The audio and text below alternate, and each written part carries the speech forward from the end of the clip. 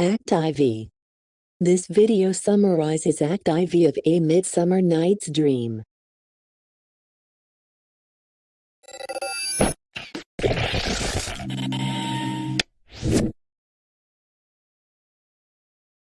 Hi, it's Nick.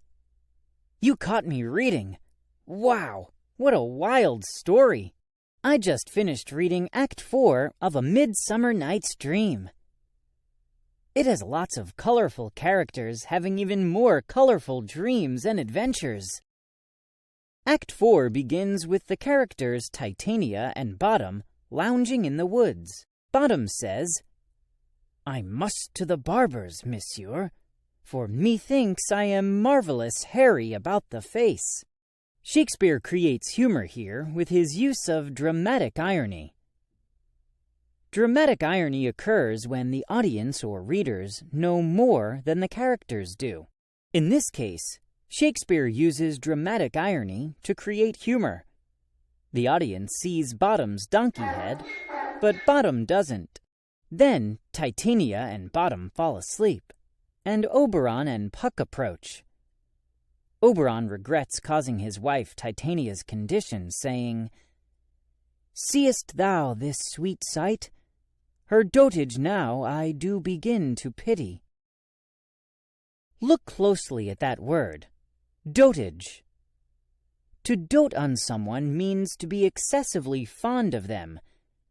But in Shakespeare's time, it would also have meant being feeble-minded or foolish. Oberon doesn't like seeing his strong-minded wife like this, so he releases her from the spell that made her fall in love with Bottom. When Titania wakes up, she comments on how recent events seem like a crazy dream. "My Oberon, what visions have I seen? Methought I was enamored of an ass." Of course, she was enamored of an ass, or in love with a donkey. And we share a laugh with Oberon, who promises to tell her what's happened. He then has Puck change Bottom back to normal, so that Bottom no longer has the head of a donkey.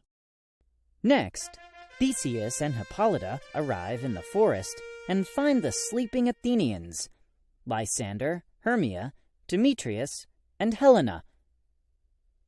When they awake, Lysander loves Hermia, and Demetrius loves Helena. All is well. Shakespeare also creates dramatic irony here because the audience members, but not the characters, know that it's Oberon's potion that makes Demetrius love Helena. This dramatic irony creates humor in the play. And their love seems magical, like a dream, as Demetrius says. "Are you sure that we are awake? It seems to me that yet we sleep, we dream." Finally, Bottom wakes up, alone and back to normal. He wonders what's happened and repeats the dream motif that recurs throughout the play. "I have had a dream past the wit of man to say what dream it was." Wow! Shakespeare wrote the play more than 400 years ago, but it still makes people laugh today. And now that I've had a good laugh, I'd better get back to my schoolwork.